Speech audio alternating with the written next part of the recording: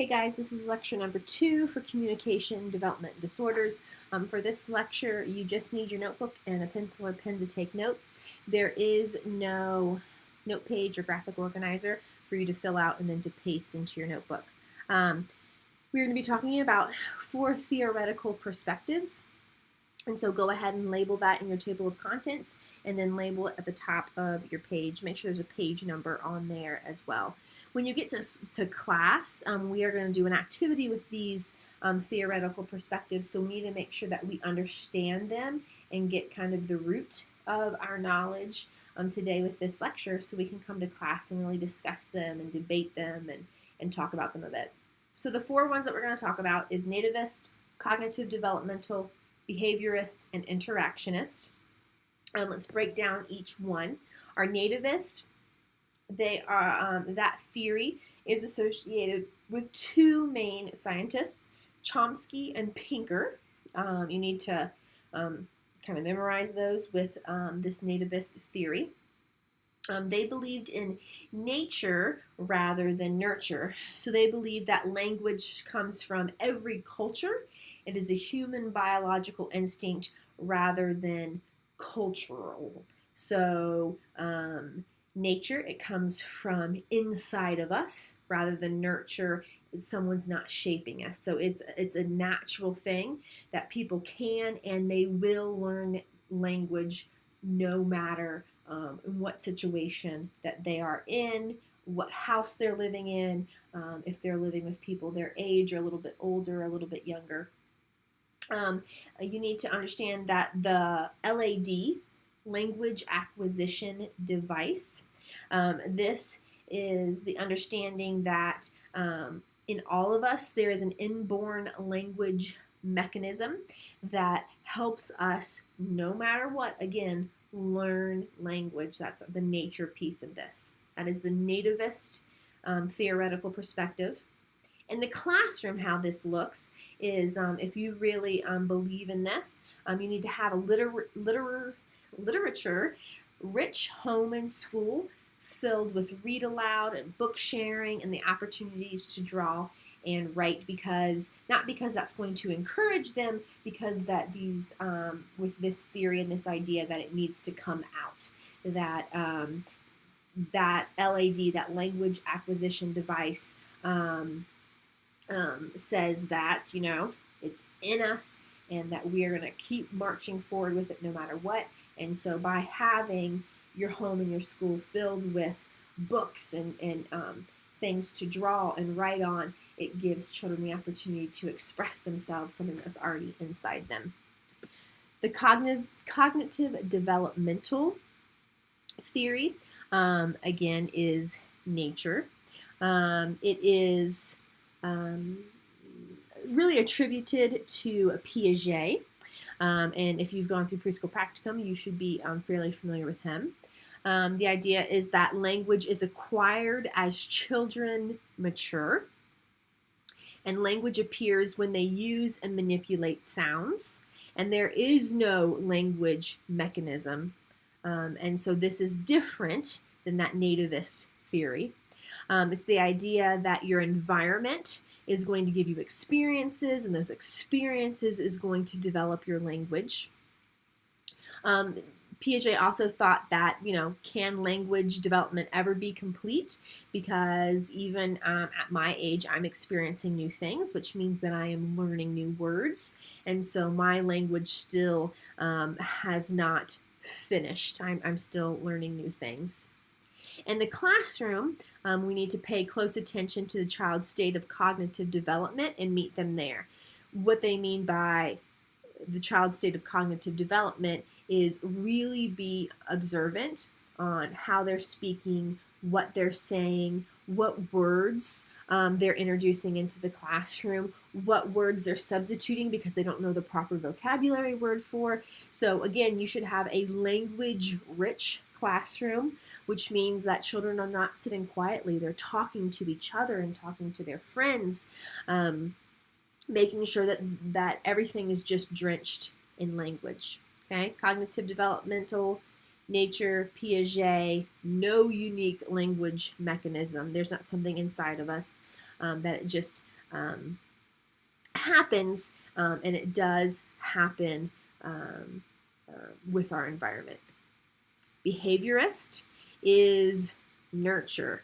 And so our behaviorist friends really feel like we can nurture language out of children. Our big scientist that is attributed to this behaviorist thinking is Skinner. He believed that learning based on stimuli, responses, and reinforcements is the best way to teach language, and that it's taught through imitative speech and reinforcements. So attention, repetition, approval. That might sound complicated, but you know this. A baby says ma ma ma ma ma. They get attention. We say, okay, can you say it again? Can you say it again? They say it again, and we all squeal and say, oh, you said mama. That's imitative speech, okay? Can you say this? Get them to say certain words. You hone in on just a couple of words. Mama, dada. Some kids like lights, fans, and you ask them to say it over and over and over again. So that's the repetition piece, and your approval is a smile or clapping your hands or increasing the level of your voice and squealing. In the classroom, the focus is on stimuli and reinforcements, include imitation, repetition, finger play, action songs. We sing to young kids. We do nursery rhymes, lullabies. We do the same books about caterpillars over and over and over again because it is a stimulus that they're interested in, and that repetition is going to make that blank slate different now. Children are a blank slate, believes Skinner, and through this repetition and stimulation and positive reinforcements, that is how language is going to develop. So behaviorist, nurture, Skinner, and that idea of attention, repetition, approval. Our last one is interactionist. This is from Vygotsky, Bruner, and Camborne. Their idea is that the sociocultural interaction with the world around them is extremely important. The idea of the role of adults, who is speaking into their lives, what words are they hearing. That ZPD is the zone of proximal development. Again, that is attributed directly to Vygotsky, but the ZPD is helping our children take just the next step up by allowing them to lean on us a little bit. The zone of proximal development is a zone that children can do by themselves, is the zone below it, and they can go just a tad higher with our help. A kid can say the ABCs better if we're singing it with them. Or when they get stuck, we sing the next letter and then let them keep going. It's just their kind of step stool from a more knowledgeable other, if that's an adult, an older sibling, a peer who's a little bit more understanding in what they're doing. But that ZPD, that interaction with others, is going to help build this language. That language acquisition support system is attributed directly to Bruner, and his idea is that the environment supports children's language. If you've ever worked into a preschool or a camp, you're going to see kids with totally different language sets, and that's because they are going to speak like the world around them. That is, the environment supports children's language. That is what Bruner is talking about. When they get mad, what utters out of their mouth? When they get frustrated, what do they say? When they get excited, how do they react? What words are in their little toolboxes? In the classroom, things we need to be aware of is a wide range of social interactions. We need to make sure that they're talking to each other, even if it's two kids that are not on the same level, because we can use that ZPD to help pull each other up. They need to have positive emotional context with experiences. So even if something is difficult or hard, or they don't understand something, by a teacher swooping in and making it fun, telling them you've got this. This is okay. Just making sure that they are having those positive social interactions is going to help build their language development. So those are the 4 theories that we're going to focus on in this class. This next little bit is about the brain's role in language. The brain's role, the human brain appears to be pre-wired for language. Language development occurs as specific regions of the brain mature, and we're about to watch a video that I find really interesting about watching the specific regions of the brain react through language, and then that social interaction is critical for development. And if you think about that, how did you learn how to speak? It was through social interactions. If there was no one next to you saying, puppy, puppy, puppy, you would never known that that 4-legged creature was called a puppy. So I would like for you to pause this and then watch the video. It's the very bottom link on this module. I want you to write the most important, impactful 3 facts that you hear. It's about 7 minutes long, and then come back to me. Okay, there are, let's see, 1, 2, 3, 4, 5, 6, 7 different terms or patterns of interaction that you need to make sure that you know about adult-child interaction, and the idea that when adults and children interact, it enhances language development. So let's talk about each of these. And coming to class, I need for you to make sure that you understand what each of these mean. Let's go from the top. Eye contact and shared reference. I want you to think about when you're holding a baby in your lap or a toddler in your lap. If you are talking about a toy, you don't point to the toy across in the room. You pick it up and you put it right next to your face and right next to the small child's face.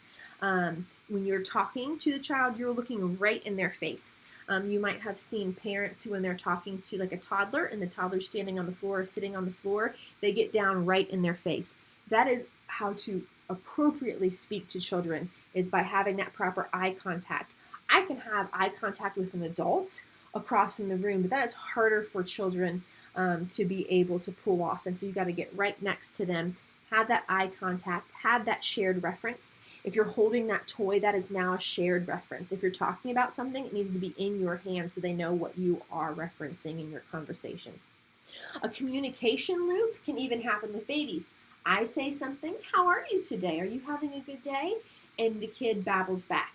You let them finish babbling, and then you ask them another question. It's that communication loop of you speak, I listen, then you speak, and I listen. Wait, I said the same thing.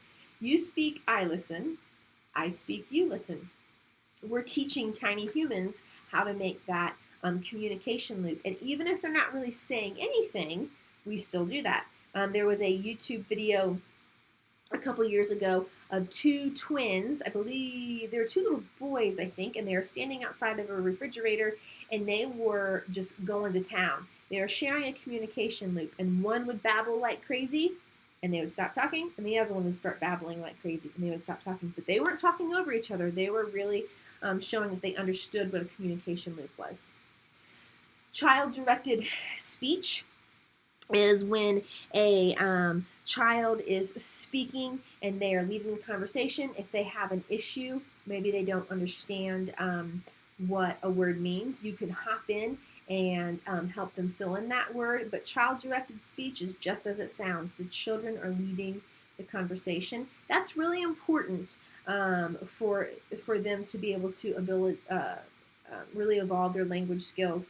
The concept of children aren't spoken unless they're spoken to. We don't really want that. We want them just to talk, because it's going to help develop those language skills. Verbal mapping is simply explaining a concept or an idea to a child. So if you ask, have you ever seen a goat? Well, no, I'm not sure. And you can verbally map it for them. Okay, well, a goat has 4 legs, and it's typically a little bit smaller than a horse, bigger than a dog. And you're going to be verbally mapping so the child understands. Questioning is really important. We're even going to talk about that a little bit more. We can question an appropriate way to really lead children to higher thinking. And in doing such, it really can fall into ZPD, that zone of proximal development, that I'm going to start you with a very low level question and I'm going to help you progress into higher thinking just by the way I choose my questioning techniques. These questioning techniques are included in your reading suitcase, your indicator assignment, your ending project. And so that's something really important that we need to learn how to do, is how to properly question kids to learn to lead them to higher thinking. And so we're going to talk about that in this class a little bit more. Linguistic scaffolding is just what it sounds like. You are going to help kids pronunciate certain things, being able to, if they don't know what something is called or they're having a hard time, you're going to scaffold them to help them speak more like tiny adults. Just building those language skills. Mediation is the idea that if you think about like a mediator, what comes to my mind is like a lawyer or someone who can speak Spanish and I speak English and they're helping me convey my meaning. That's kind of what we are looking at through here, through mediation, is you as the adult, the more knowledgeable other. The teacher is that you are helping the child communicate, even if sometimes it is frustrating because they don't know the words to say. Think of like a 2-year-old trying to talk and they throw a fit because they can't get their feelings properly conveyed. Those are your major patterns of interactions between adults and children. Make sure that you kind of have a good grasp on all those when you come to class, and I will see you guys tomorrow.